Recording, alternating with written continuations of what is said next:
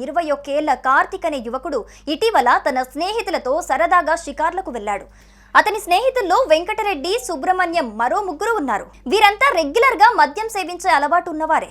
గత ఆదివారం రాత్రి స్నేహితుల మధ్య సరదాగా ఎవరు ఎక్కువ మద్యం తాగగలరు అనే అంశంపై చర్చ సాగింది. ఈ క్రమంలో వెంకటరెడ్డి తన స్నేహితులకు ఒక సవాల్ విసిరాడు.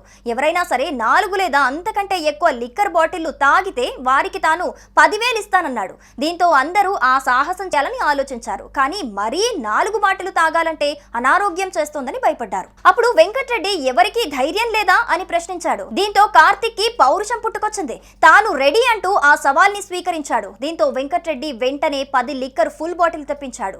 కార్తిక్ కు 1 సంవత్సరం క్రితమే వివాహమైంది.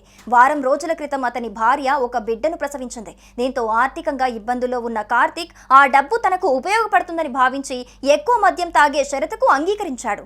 ఆ క్షణంలో కార్తిక్ తన ఆరోగ్యం గురించి ఆలోచించలేదు. తనకేం కాదు అనేది అతని ధీమా. దీంతో వెంటనే 4 మద్యం బాటిల్ ఓపెన్ చేసి నీరు కలపకుండా ఏకంగా బాటిల్ తోనే తాగడం ప్రారంభించాడు.